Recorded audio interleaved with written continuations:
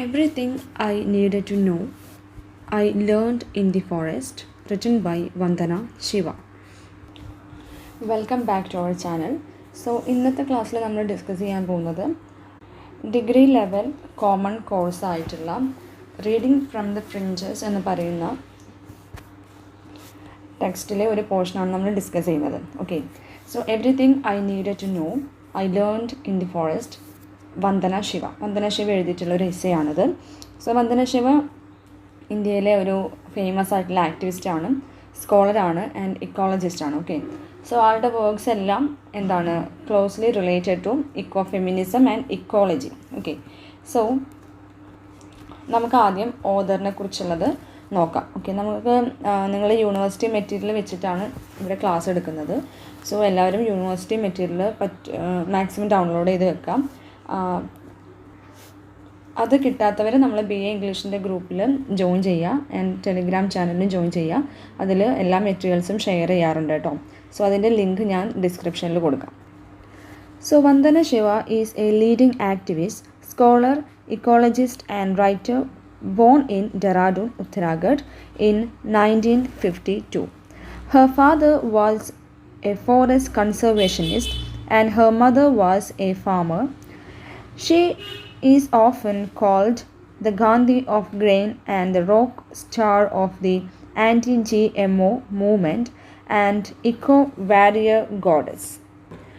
അപ്പോൾ ഏതൊരു ലെസൺ പഠിക്കുമ്പോഴും നമ്മൾ എന്ത് വേണം, നമ്മൾ ഓതറിനെ കുറിച്ചൊരു കുറച്ചൊരു ബ്രീഫായിട്ടുള്ളൊരു അക്കൗണ്ട് നമ്മൾ എന്തെങ്കിലും പഠിച്ച് വെക്കണം. ഓക്കെ, അപ്പോൾ ഈ ഒരു 4-5 സെൻറ്റൻസ് മതി നിങ്ങൾക്ക് എന്ത് ചെയ്യാൻ എക്സാമിന് എഴുതാൻ വേണ്ടിയിട്ട്. ഓക്കെ, അപ്പോൾ ഈ ഒരു പാർട്ടിൽ നിന്ന് ക്വസ്റ്റ്യൻ വന്നു കഴിഞ്ഞാൽ നിങ്ങൾ എന്ത് ചെയ്യണം, ഈ ഒരു പാർട്ട് എഴുതിയിട്ടുള്ളത് അല്ലെങ്കിൽ everything I need to know I learned in the forest is written by Vandana Shiva എന്ന് പറഞ്ഞിട്ട് എന്ത് വേണം, ഈ ഒരു കുറച്ച് അത് നമ്മുടെ ഓതറിനെ കുറിച്ച് കുറച്ച് ഡീറ്റെയിൽസ് നിങ്ങൾ എഴുതണം. ഓക്കെ,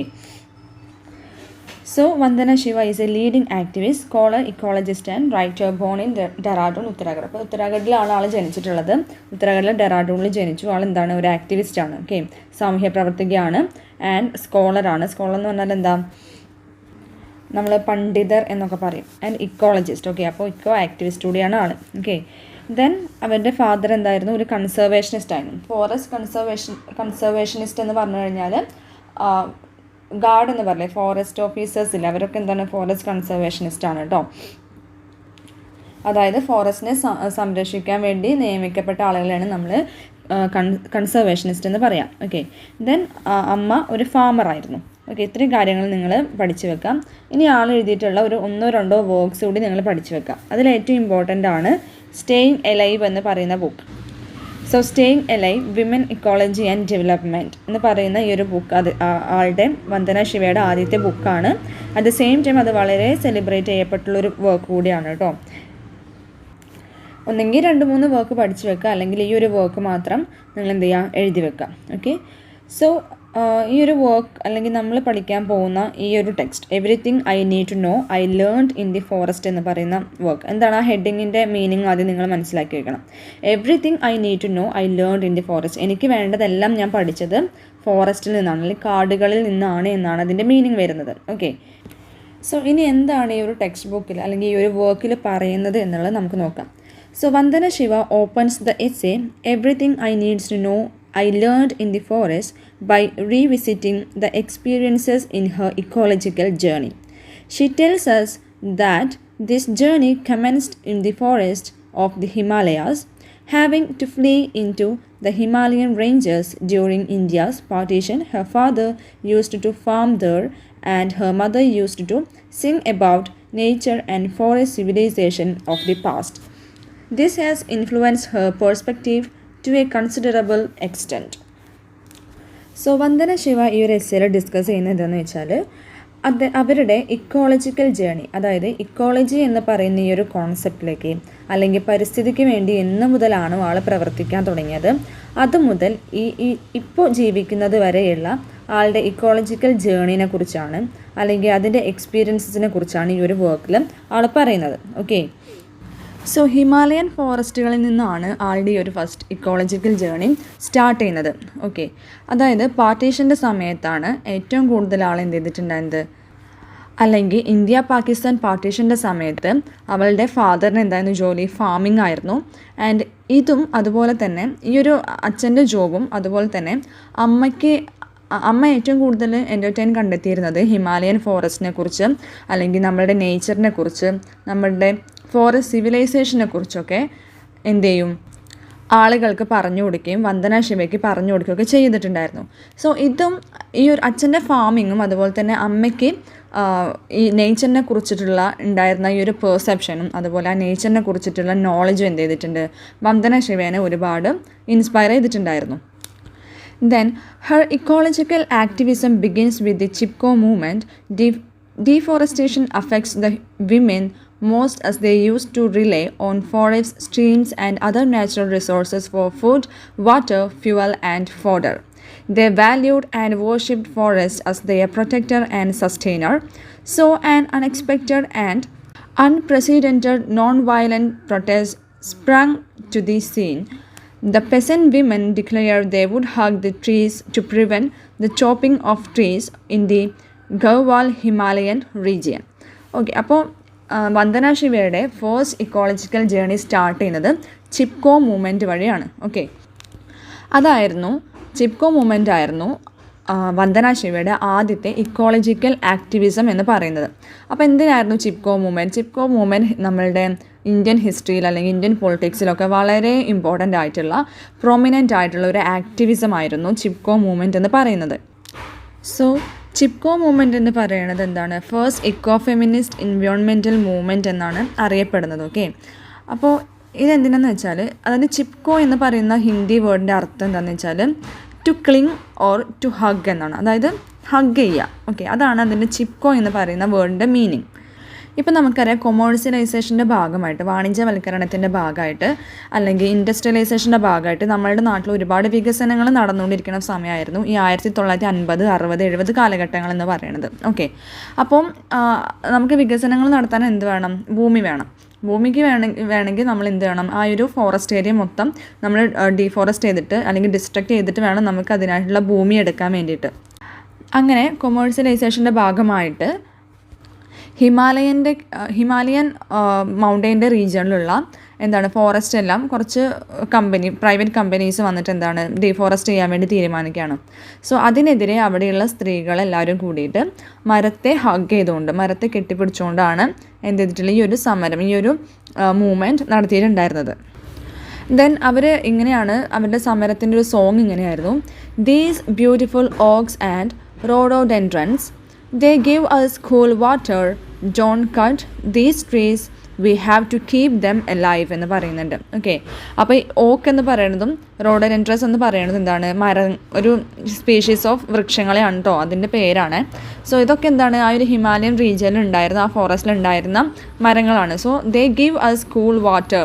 ഓക്കെ, അവരെന്താണ് നല്ല തണുത്ത ജലവും അതുപോലെ തന്നെ അവർക്ക് ആവശ്യമായിട്ടുള്ള ഫ്രഷ് എയർ എല്ലാം പ്രൊവൈഡ് ചെയ്യുന്നുണ്ട്. So don't cut these trees, we have to keep them alive. ഞങ്ങൾ ഈ ഒരു മരങ്ങളെ കട്ട് ചെയ്യാൻ വേണ്ടിയിട്ട് ഒരിക്കലും അനുവദിക്കില്ല. And don't cut these trees, ഒരിക്കലും ഈ മരങ്ങൾ മുറിക്കരുത്. We need these trees and we need to keep them alive എന്ന് പറയുകയാണ്. Okay, so she recalls now how her favorite stream and forest were she used to swim vanished when she returned after her PhD from Canada. So Vandana Shiva PhD ചെയ്തിട്ടുണ്ടായിരുന്നു കാനഡയിൽ നിന്ന് വെച്ചായിരുന്നു. അപ്പം ചെറിയ കുട്ടിയാകുമ്പോൾ തൊട്ട് ഈ ഒരു ഹിമാലയൻ റീജിയനിലുള്ള ഫോറസ്റ്റിലൊക്കെ കളിച്ച് വളർന്ന ഈ ഒരു വ്യക്തി കാനഡയിൽ നിന്ന് PhD ചെയ്ത് വരുമ്പോഴേക്ക് അവിടെയുള്ള അവർ ചെറുപ്പത്തിൽ നീന്താനും കുളിക്കാനൊക്കെ യൂസ് ചെയ്തിട്ടുണ്ടായിരുന്ന സ്ട്രീംസ്, അരുവികളെല്ലാം തന്നെ എന്ത് ചെയ്തിട്ടുണ്ട്, വാനിഷായി പോയിട്ടുണ്ട്. Okay, after coming from Canada, she volunteered herself for the Chipko movement. Okay, അപ്പോൾ ഈ ചിപ്കോ മൂവ്മെൻറ്റിലെ ഒരു ഭാഗമായിട്ട് പിന്നീട് ആര് മാറാണ്, ഒരു വോളണ്ടിയറായിട്ട് നമ്മുടെ വന്ദന ശിവ മാറി. സോ ഇത്രയും കാര്യങ്ങളാണ് ചിപ്കോ മൂവ്മെൻറ്റ് ഈ ഒരു വർക്കിലെ ഫസ്റ്റ് പാർട്ടിൽ പറയണത്. ഇനി in the second section of her essay title beyond monoculture, she expresses her views on diversity and monoculture. She has penned a book on the same idea titled Monocultures of the Mind. She claims that the failures to appreciate biodiversity is the root cause of natural and cultural depletion.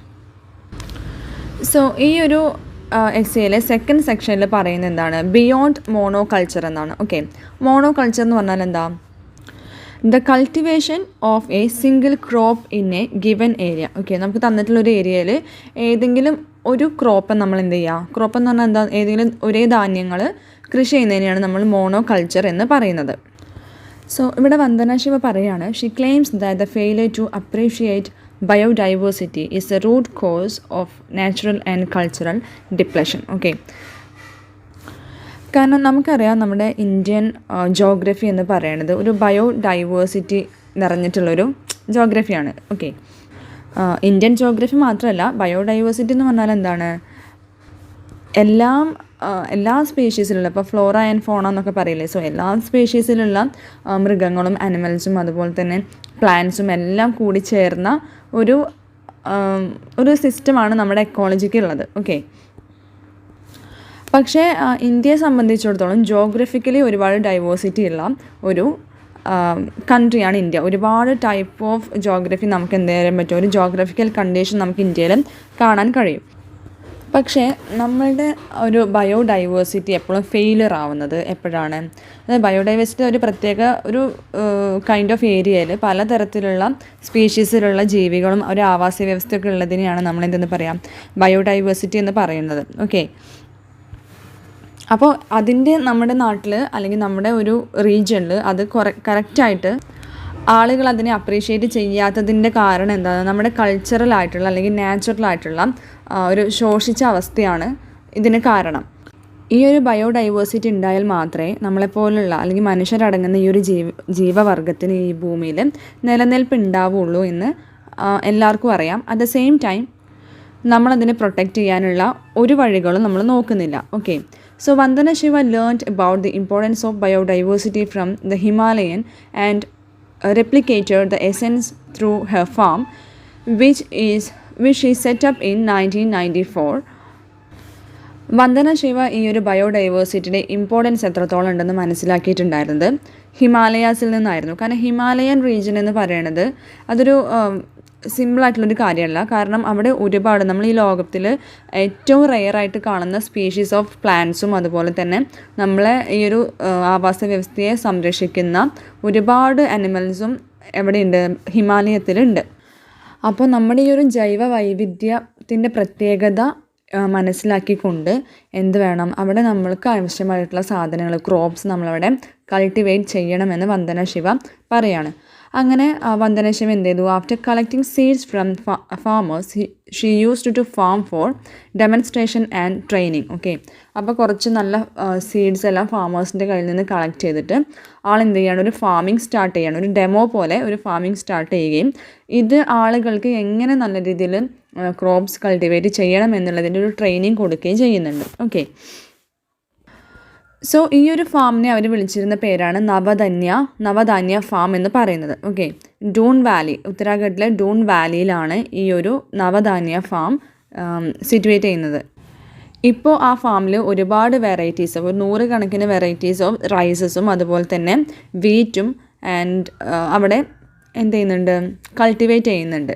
Okay, ഇതൊക്കെ എന്താണ്, ഈ വീറ്റും rises എന്നൊക്കെ പറയുന്നത് വളരെ nutritions അടങ്ങിയിട്ടുള്ള ഫുഡാണ്. Okay, so ഈ ഒരു ഫാമിൽ സ്റ്റാർട്ട് ചെയ്തിട്ടുള്ള ഒരു മൂവ്മെൻ്റ് ആയിരുന്നു നവധാന്യ മൂവ്മെൻറ്റ് എന്ന് പറയുന്നത്. അത് 1987 ഈ ഒരു മൂവ്മെൻറ്റ് എസ്റ്റാബ്ലിഷ് ചെയ്തിട്ടുണ്ടായിരുന്നത്. Then she worked to set up 100 community seed banks across India. Farmers were given training to resort to biodiverse ecological systems depending on the sun and soil instead of chemicals and fossil fuels. Vandana Shiva loves biodiversity as her teacher of abundance, freedom, cooperation and mutual giving. So, ഈ ഒരു നവധാന്യ movement എന്ന് പറയുന്നത് വളരെ വന്ദന ശിവയുടെ തന്നെ ഒരു കരിയറിലെ ഏറ്റവും ഇമ്പോർട്ടൻ്റ് ആയിട്ടുള്ളൊരു മൂവ്മെൻ്റ് ആയിരുന്നു. സോ ഇതുവഴി ഒരുപാട് സീഡ് ബാങ്ക്, അതായത് ഒരുപാട് ഫാമേഴ്സിന് ഡിസ്ട്രിബ്യൂട്ട് ചെയ്യാനുള്ള സീഡ് ബാങ്ക്സ് ഉണ്ടാക്കുകയും അതുവഴി ഒരുപാട് ഫാമേഴ്സിലേക്ക് എങ്ങനെയാണ് നല്ല രീതിയിൽ കൾട്ടിവേറ്റ് ചെയ്യേണ്ടത്, ഒരു ബയോഡൈവേഴ്സിറ്റി യൂസ് ചെയ്തുകൊണ്ട് തന്നെ അല്ലെങ്കിൽ ബയോഡൈവേഴ്സിറ്റിനെ സംരക്ഷിക്കാൻ വേണ്ടി തന്നെ എങ്ങനെയൊക്കെ നമ്മൾ ഫാമിംഗ് ചെയ്യണം എന്നുള്ള രീതിയിലുള്ള ട്രെയിനിങ്ങുകൾ കൊടുക്കുകയും ചെയ്തു. ഇനി കൃഷിക്ക് വേണ്ടി ഈ കെമിക്കൽസും അതുപോലെ ഫോസിൽ ഫ്യൂവൽസൊക്കെ യൂസ് ചെയ്യുന്നതിന് പകരം എങ്ങനെയാണ് നമ്മുടെ സൂര്യപ്രകാശവും നല്ല മണ്ണും ഉപയോഗിച്ചിട്ട് കെമിക്കൽസ് യൂസ് ചെയ്യാണ്ട് എങ്ങനെ നല്ല രീതിയിൽ കൃഷി ചെയ്യാം എന്നുള്ളതിലുള്ള ട്രെയിനിങ്ങും കാര്യങ്ങളൊക്കെ കൊടുത്തു. Okay, then Vandana Shiva considered biodiversity as a teacher of abundance, freedom and cooperation. Okay, ഒരു സഹകരണത്തിൻ്റെയും അതുപോലെ സ്വാതന്ത്ര്യത്തിൻ്റെയും ഒക്കെ ഒരു ടീച്ചറായിട്ടാണ് അല്ലെങ്കിൽ ഒരു ഗൈഡായിട്ടാണ് വന്ദന ശിവ ഒരു ബയോഡൈവേഴ്സിറ്റിനെ കൺസിഡർ ചെയ്തിട്ടുണ്ടായിരുന്നത്.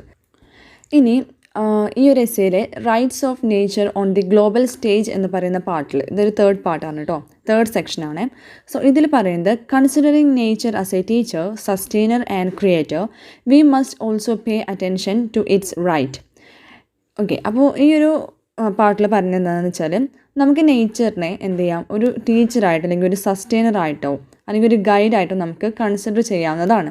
ഇത് വില്യം വേർഡ്സ്വർത്ത് എന്ന് പറയുന്ന ഒരു പോയിറ്റ് ഉണ്ട്. അദ്ദേഹം ഒരു നേച്ചർ പോയിറ്റ് എന്നാണ് അറിയപ്പെടുന്നത്. ഓക്കെ, നേച്ചർ പോയിറ്റാണ്. സോ ആൾ പറയുന്നത് എന്താണ്, നേച്ചർ എന്ന് പറയുന്നത് നമ്മുടെ നേഴ്സാണ്. നേഴ്സ് എന്ന് പറയുമ്പോൾ നമ്മളെ പ്രൊട്ടക്റ്റ് ചെയ്യാൻ അല്ലെങ്കിൽ നമ്മളെ ലുക്ക് ആഫ്റ്റർ ചെയ്യാൻ അല്ലെങ്കിൽ നമ്മുടെ ആരോഗ്യമൊക്കെ നോക്കാൻ വേണ്ടിയിട്ട് ഏർപ്പാടാക്കുന്ന വ്യക്തിയാണല്ലോ നേഴ്സ് എന്ന് പറയുന്നത്. സോ നേച്ചറിന് എന്ത് ചെയ്യാൻ പറ്റും, നമ്മളുടെ ആരോഗ്യത്തെ നേർച്ചർ ചെയ്യാൻ പറ്റും. അതുപോലെ തന്നെ നമുക്ക് ഒരുപാട് അറിവുകൾ തരുന്നത് അല്ലെങ്കിൽ നമുക്ക് ഒരുപാട് അറിവ് കിട്ടുന്നത് നേച്ചറിൽ നിന്നാണ്. അതൊരു പീസ് ഓഫ് മൈൻഡ് പ്രൊവൈഡ് ചെയ്യാൻ നേച്ചറിന് സാധിക്കുമെന്നൊക്കെ വില്യം വേർഡ്സ്വർത്ത് പറയുന്നുണ്ട്. നമുക്ക് എക്സ്പീരിയൻസ് ചെയ്തിട്ടുള്ള ആളുകളും ഉണ്ടായിരിക്കും. ഓക്കെ, സോ അതേപോലെ തന്നെയാണ് ഇവിടെ വന്ദന ശിവയും പറയുന്നത് നമുക്ക് നേച്ചറിനെ ഒരു ടീച്ചറായിട്ടും ഒരു സസ്റ്റെയിനറായിട്ടും അതുപോലെ ഒരു ക്രിയേറ്ററായിട്ടും ഒക്കെ നമുക്ക് എന്ത് ചെയ്യാൻ പറ്റും, കൺസിഡർ ചെയ്യാൻ പറ്റും. സോ ആ ഒരു രീതിയിൽ നോക്കുകയാണെങ്കിൽ നേച്ചറിൻ്റേതായിട്ടുള്ള അല്ലെങ്കിൽ പരിസ്ഥിതിയുടേതായിട്ടുള്ള റൈറ്റ്സ് ഉണ്ട്, അവകാശങ്ങളുണ്ട്. അതും നമ്മൾ എന്ത് ചെയ്യണം, പ്രൊട്ടക്റ്റ് ചെയ്യണം എന്നാണ് പറയുന്നത്.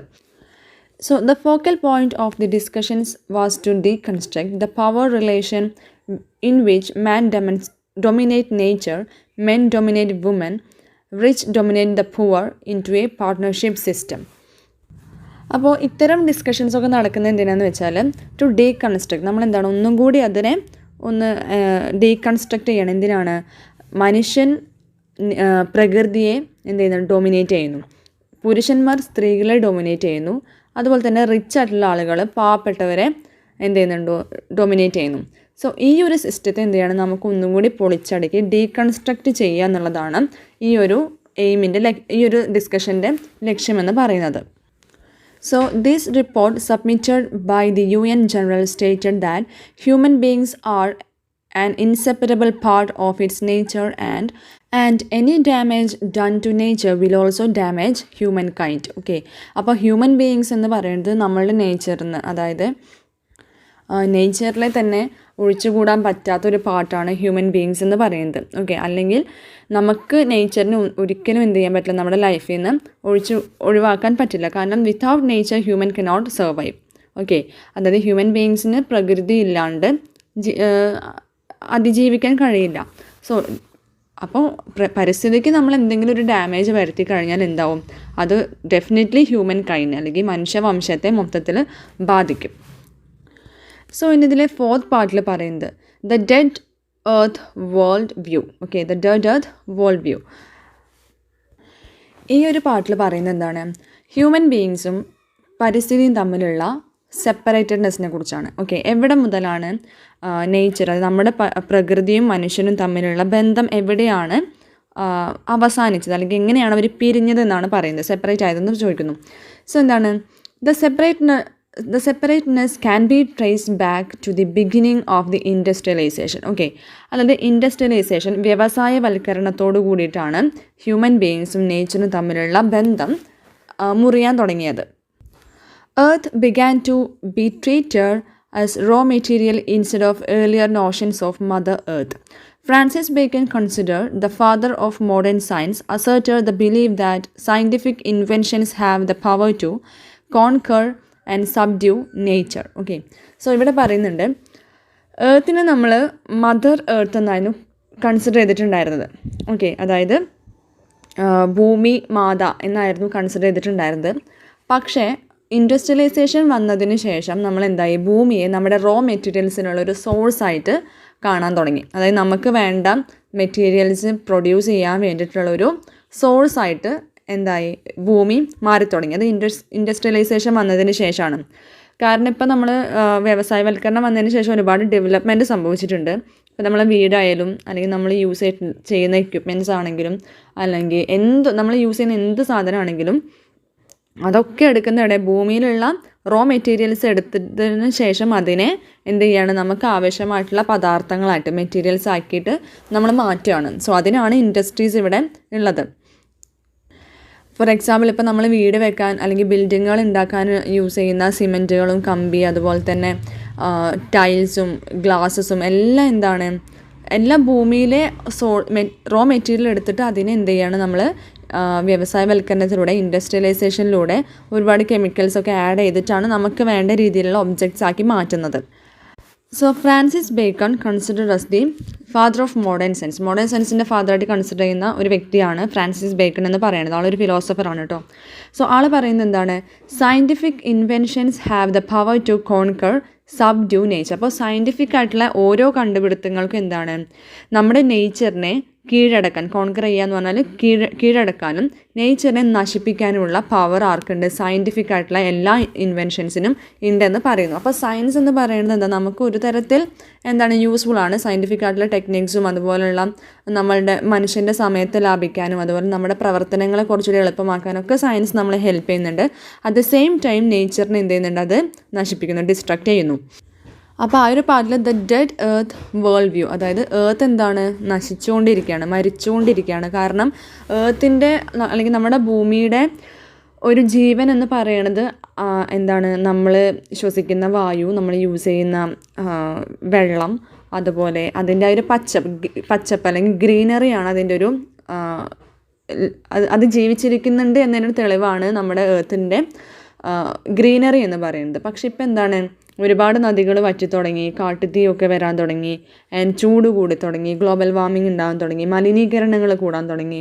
സോ ഇതൊക്കെ എന്താണ്, ഭൂമി മരിച്ചുകൊണ്ടിരിക്കുന്നു എന്നതിൻ്റെ ഒരു തെളിവായിട്ട് നമുക്ക് എടുക്കാം. ഇനി അതിലെ അടുത്ത സെക്ഷനാണ് എന്താണ്, വാട്ട് നേച്ചർ ടീച്ചേഴ്സ് എന്ന് പറയുന്നത്. So Vandana Shiva believes that we must return to the older ecological paradigm and learn from nature. Okay, നമുക്ക് ഈ ഒരു മോഡേൺ സൊസൈറ്റിയിൽ നമ്മളെന്താണ്, വളരെ മെറ്റീരിയലിസ്റ്റിക് ആയിട്ടൊരു ലൈഫ് ലീഡ് ചെയ്യുന്ന വ്യക്തികളെയാണ് അല്ലെങ്കിൽ ആളുകളെയാണ് നമുക്ക് കാണാൻ പറ്റുക. നമ്മൾ നേച്ചറിനെ കുറിച്ച് ഒട്ടും ബോധവടല്ല അല്ലേ. സോ ഇവിടെ പറയുന്നത് എന്താണ്, വന്ദന ശിവ വിശ്വസിക്കുന്നത് ഹ്യൂമൻ ബീയിങ്സ് തീർച്ചയായിട്ടും നേച്ചർ അല്ലെങ്കിൽ നേച്ചറിനോട് ഇണങ്ങിയിട്ടുള്ള ഒരു ജീവിതത്തിലേക്ക് തിരിച്ചു പോകണമെന്ന് ആൾ പറയാണ്.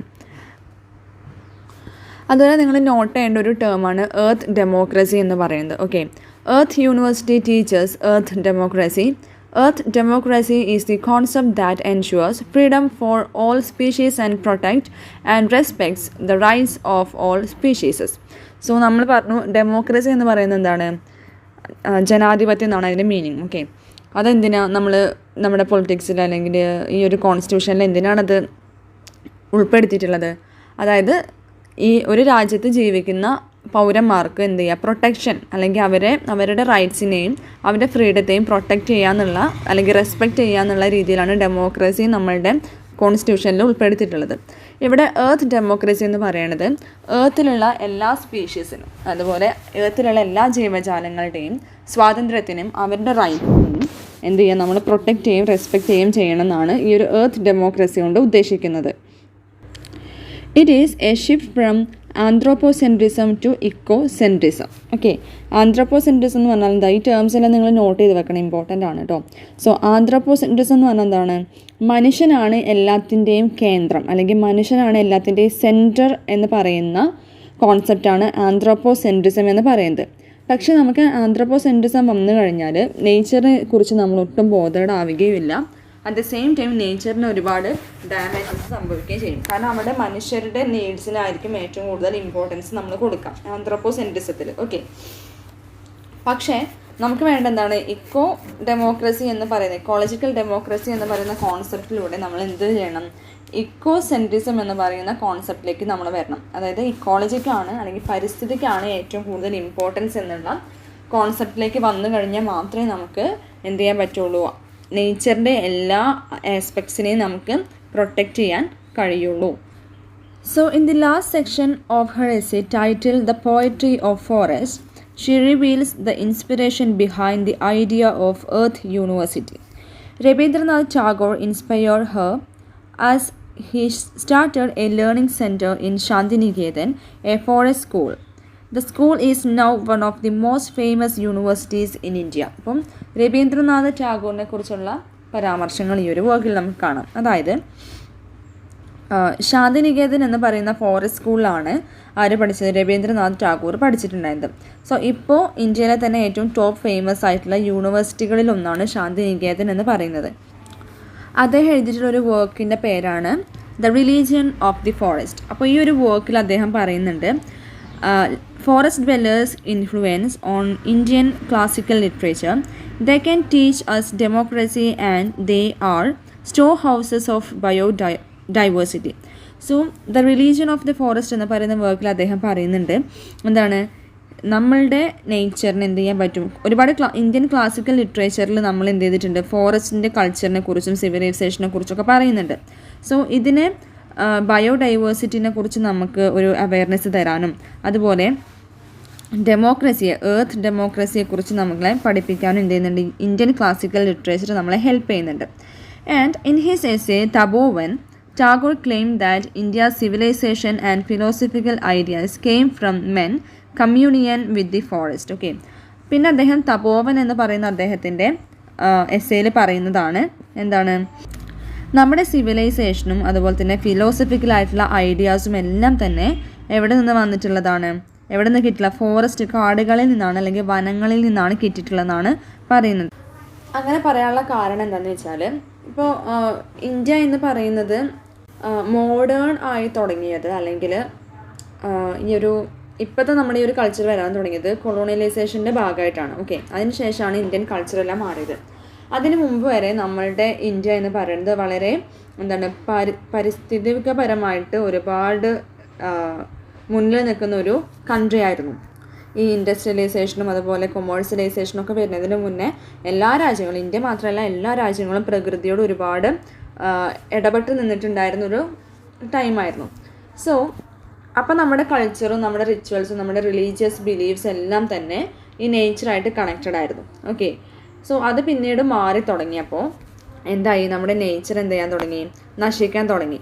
സോ ഏൻഷ്യൻ കാലഘട്ടത്തിൽ അല്ലെങ്കിൽ പ്രാചീന കാലഘട്ടത്തിൽ ഇന്ത്യൻ സിവിലൈസേഷൻ ഫോറസ്റ്റിനോട് ഒരുപാട് ഇണങ്ങി നിൽക്കുന്നതായതുകൊണ്ട് തന്നെ ക്ലാസിക്കൽ ലിറ്ററേച്ചറിലൊക്കെ എന്ത് ചെയ്യുന്നുണ്ട്, ഈ ഒരു സംസ്കാരം അല്ലെങ്കിൽ ഫോറസ്റ്റ് കൾച്ചർ അല്ലെങ്കിൽ ഫോറസ്റ്റ് സിവിലൈസേഷൻ എന്ന് പറയുന്നത് ലിറ്ററേച്ചറുകളിലൊക്കെ ഉൾപ്പെട്ടിട്ടുണ്ടായിരുന്ന ഒരു കാര്യമായിരുന്നു.